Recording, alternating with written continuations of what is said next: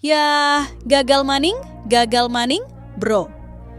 FIFA marah besar, AFC ketahuan korupsi, dan anehnya lagi, kok mau selama ini melindungi sepak bola Malaysia?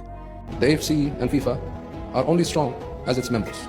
And when one member suffers, all its members are affected. So the AFC stands together with the Palestinian FA, and we join them in seeking for a permanent solution to the challenges faced by the Palestinian football community within the rules and regulations and statutes of FIFA. Think about unity. Of course, we are all suffering with what is going on today in Palestine. Football can do only very little, of course, to change situations around the world. But what we can do is to show unity, because football is what unites everyone. What unites everyone in Asia, and what has to unite everyone in the world. FIFA akhirnya bereaksi keras.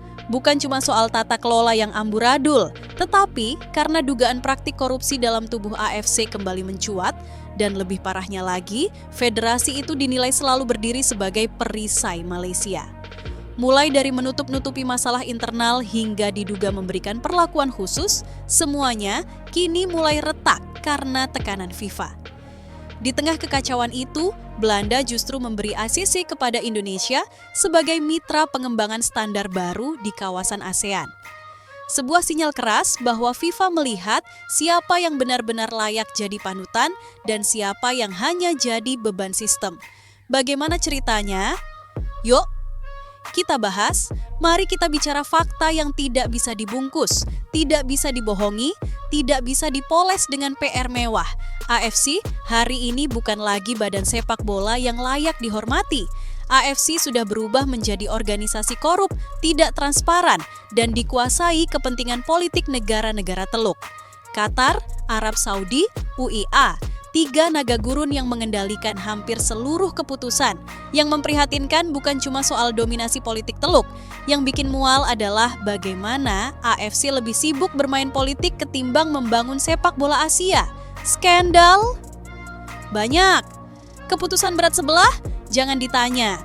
Kontrak mencurigakan? Menumpuk. Lobi gelap? Tradisi. Yang lebih parah lagi, dan inilah titik jijiknya, AFC kerap melindungi Malaysia. Iya, Malaysia, negara yang belakangan sibuk bermain drama, manja di media, ngadu sana-sini. Malaysia diperlakukan seperti anak mamih AFC. Takut disanksi FIFA? Tenang ada AFC? Salah langkah? Tenang ada AFC? Bikin drama soal FIFA series? Tenang, AFC siap memayungi, bukannya menertibkan. Mereka malah jadi tameng, seolah Malaysia itu porselen rapuh yang tidak boleh disentuh kritik. Inilah puncak ketidakadilan. Inilah ciri khas organisasi yang sudah gagal total. Dan di momen seperti inilah kita melihat tubuh AFC yang besar, tapi rapuh, penuh celah, penuh luka lama yang membusuk. FIFA itu bukan malaikat. FIFA itu perusahaan global paling lihai membaca pasar. Mereka tidak bergerak tanpa perhitungan. Mereka tidak melangkah tanpa visi.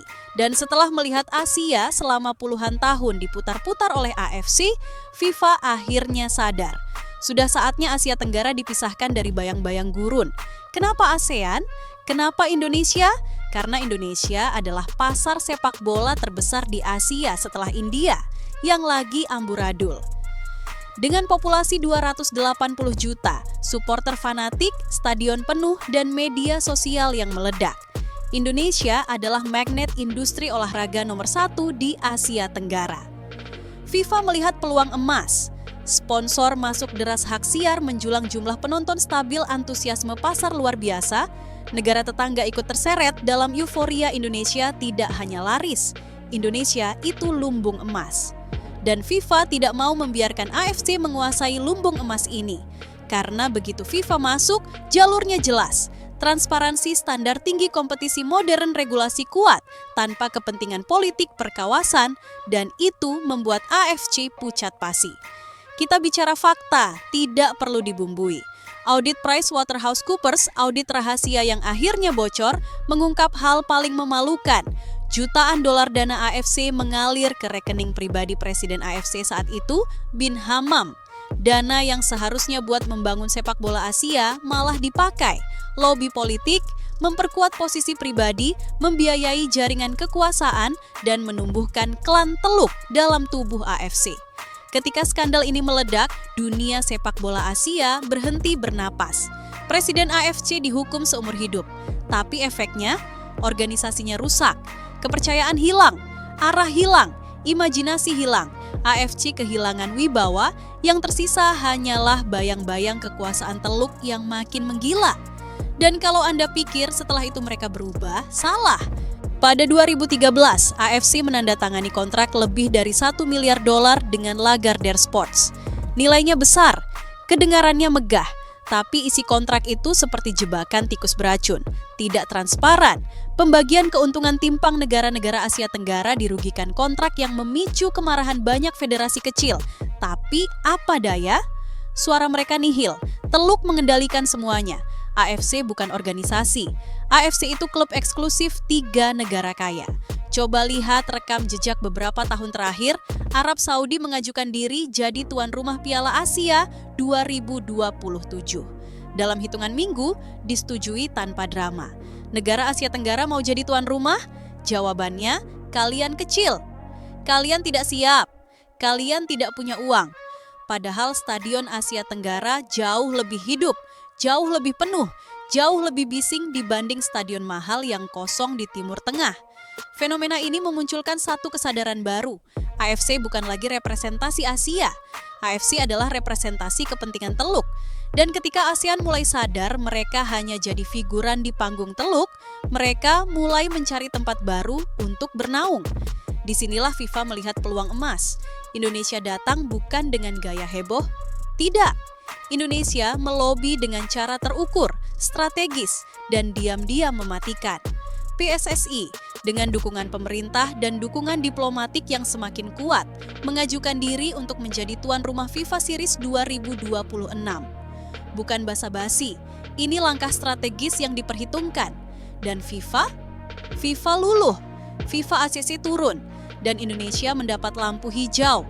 Bukan cuma itu, begitu Indonesia mendapatkan ACC, negara-negara besar langsung mengajukan diri. Bukan negara kecil, bukan negara mediocre. Belanda, negara Eropa dengan fanbase global, negara bersejarah, negara yang punya ikatan emosional dengan Indonesia. Suka atau tidak, hubungan PSSI KNVB yang kuat membuat ini bukan lagi fantasi tapi rencana nyata. Pertandingan Belanda versus Indonesia di FIFA Series adalah mimpi industri, dan FIFA sangat tahu itu. FIFA langsung menghitung, rating global meledak, hak siar internasional meroket, sponsor dunia antre tiket habis dalam hitungan menit. Dan di titik ini, AFC langsung gelagapan. Karena jika FIFA semakin kuat di ASEAN, AFC akan kehilangan kontrol, pengaruh, dan terutama uang. Ketika kabar mulai beredar bahwa FIFA sedang menyiapkan FIFA ASEAN Cup pertama tahun 2027, seluruh struktur kekuasaan Teluk mulai bergoyang. Karena apa artinya turnamen yang dipegang langsung FIFA? 1. Sistem kompetisi lebih adil, tidak ada keputusan berat sebelah, tidak ada politik kawasan, tidak ada dominasi Teluk. 2. Level timnas naik lawan lebih kuat, kompetisi lebih terstruktur. 3. Dominasi Teluk runtuh selesai, sudah monopoli keputusan. 4. Indonesia. Jadi pusat pasar sponsor global otomatis pindah dari AFC ke FIFA. Inilah momok terbesar AFC.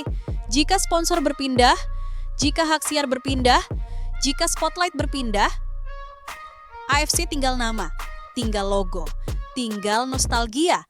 Presiden AFC, Sheikh Salman, akhirnya mengakui bahwa Asia Tenggara punya potensi besar, terutama Indonesia. Pernyataan ini sebenarnya bukan pujian. Ini sinyal ketakutan. Karena apa? Artinya ketika satu negara di ASEAN menjadi role model, artinya kepemimpinan Asia bergeser. Pengembangan sepak bola bergeser, pusat industri bergeser, dan yang paling menyakitkan bagi AFC, pusat kekuasaan pun bergeser. Untuk pertama kalinya dalam 40 tahun terakhir, pusat kekuatan Asia tidak berada di Doha, Riyadh, Abu Dhabi, tapi di Jakarta. Ini bukan hiperbola. Ini analisis dingin. Jika Indonesia sukses menggelar FIFA Series 2026 dengan Belanda, negara Eropa lain, plus tim-tim besar ASEAN, maka FIFA akan menetapkan Indonesia sebagai tuan rumah edisi berikutnya. Sponsor internasional menjadikan Indonesia pasar prioritas, negara besar akan antre ikut turnamen ASEAN, akan beralih kesetiaan dari AFC ke FIFA. Turnamen AFC akan kehilangan daya tarik hak siar, AFC anjlok. Pemasukan AFC turun drastis, pengaruh Teluk meredup. Dan inilah hal yang paling ditakuti oleh negara-negara Teluk. Karena kekuatan mereka di AFC bertumpu pada uang, kontrak, sponsor, monopoli turnamen. Jika itu dipotong atau bahkan diserap FIFA, maka seluruh benteng kekuasaan mereka runtuh. Yang terjadi hari ini bukan sekadar perang turnamen, perang lobi, perang jadwal. Tidak. Ini lebih besar. Ini perebutan arah sepak bola Asia. Dan faktanya, FIFA datang bukan tanpa alasan. AFC retak, bukan kebetulan negara besar melirik Indonesia. Karena mereka melihat masa depan. Dan masa depan itu jelas. Indonesia adalah pusat gravitasi baru sepak bola Asia. Satu-satunya pasar yang benar-benar hidup. Satu-satunya negara yang bisa membuat stadion penuh 80.000 tanpa perlu bintang dunia. Satu-satunya negara yang punya supporter yang hidup 24 jam di medsos. Satu-satunya negara yang punya masa depan ekonomi olahraga paling menjanjikan, dan FIFA tahu itu. Inilah realitas yang tidak bisa disangkal. ASEAN mulai bersatu di bawah kepemimpinan Indonesia, negara Eropa besar, Belanda. Ikut masuk FIFA memberikan kepercayaan total. Media global mulai melirik Indonesia sebagai the next ASEAN epicenter. Sementara AFC sibuk melindungi Malaysia dari kritik. AFC sibuk merawat drama kecil. AFC sibuk menahan pengaruh FIFA yang makin besar. Dan dengan segala cacat struktural ini, AFC kehilangan kredibilitas sebagai otoritas sepak bola Asia. Bukan lagi pemimpin, bukan lagi pengendali, bukan lagi referensi, bukan lagi harapan. AFC sudah berubah menjadi organisasi korup, tidak transparan, berat sebelah, dikuasai Teluk, gagal mengurus anggotanya sendiri, dan tidak lagi relevan di masa depan sepak bola Asia. Karena masa depan Asia bukan di Teluk. Masa depan Asia adalah di ASEAN, dan pusat ASEAN adalah Indonesia. Mari kita tarik napas sebentar, karena apa yang terjadi berikutnya bukan lagi sekadar perubahan, tapi revolusi diam yang pelan-pelan merobohkan tirani lama sepak bola Asia. Pada momen inilah, ketika angin sejarah berputar arah, AFC mulai menyadari sesuatu yang sebenarnya sudah di depan mata sejak lama. Mereka bukan lagi pusat dunia. Dan ini terjadi bukan karena mereka diserang, bukan karena mereka disabotase, bukan karena mereka dijatuhkan dari luar, tetapi karena mereka mandek, sibuk dengan kepentingan politik internal, sibuk menjaga ego negara-negara yang berduit, sibuk melindungi Malaysia dari sanksi FIFA seperti babysitter yang dibayar murahan, dan akhirnya lupa membangun apa yang seharusnya dibangun, sepak bola Asia. Sementara AFC sibuk membungkus kepentingan gurun, Indonesia justru sibuk membangun jembatan ke masa depan. Dan FIFA memegang peta, menunjuk ke Asia Tenggara dan berkata, inilah pusat energi baru dunia sepak bola, dan pusatnya Indonesia. AFC tidak siap menghadapi kenyataan bahwa dunia berubah. Mereka pikir Asia itu tetap sama. Setiap keputusan harus lewat Doha, setiap rumor harus lewat Riyadh, setiap proyek harus lewat Abu Dhabi. Tapi dunia 2025 bukan dunia 2010 dan Indonesia 2025 bukan Indonesia yang dulu dilihat sebelah mata. Ini bagian yang paling lucu dan paling menyakitkan bagi AFC. Ketika Indonesia satu persatu mendapatkan perhatian global, Malaysia mulai gelisah. Mulai membuat drama, mulai protes, mulai merasa harus ikut panggung walaupun tidak diundang. Dan apa reaksi FIFA? Datar, kosong. Seperti melihat pengendara yang belok tanpa lampu sein. Tapi AFC justru panik karena mereka tahu Malaysia tidak siap ikut FIFA Series, Malaysia tidak layak ikut FIFA Series Malaysia secara performa sedang krisis sepak bola Malaysia makin kacau, reformasi internal Malaysia, mandek FAM sedang sibuk dengan masalah hukum. Tapi tetap, AFC mencoba mengangkat Malaysia seperti menolong teman yang jatuh dari motor. Panik, terburu-buru, tapi tidak tahu harus diapakan. AFC melindungi Malaysia bukan karena Malaysia penting, tapi karena Malaysia adalah simbol bahwa AFC masih punya pengaruh di ASEAN. Jika Malaysia dibiarkan disorot FIFA, jika Malaysia disanksi FIFA, jika Malaysia gagal, ASEAN akan melihat, loh, buat apa kita ikut AFC? Mereka bahkan tidak bisa menertibkan federasi kecil. Itulah ketakutan terbesar AFC. Bukan takut Malaysia hancur, tapi takut ASEAN sadar bahwa AFC sebenarnya sudah tidak punya fungsi apa-apa. Dulu, ketika sebuah negara Asia ingin berkembang, AFC menawarkan mimpi, meningkatkan standar federasi ikut turnamen prestisius kesempatan jadi tuan rumah posisi strategis di Komite Bantuan Pembangunan. Tapi itu dulu. Sekarang, negara-negara Asia bertanya, apa yang AFC tawarkan selain politik teluk dan keputusan berat sebelah? AFC tidak bisa menjawab, karena jawabannya memang tidak ada. Diperparah oleh skandal finansial kontrak mencurigakan dominasi Arab Saudi dalam voting keputusan yang menguntungkan Qatar perlindungan terhadap federasi yang gagal, Malaysia, AFC menjadi seperti perusahaan tua yang kehilangan arah, kehilangan produk, kehilangan pasar.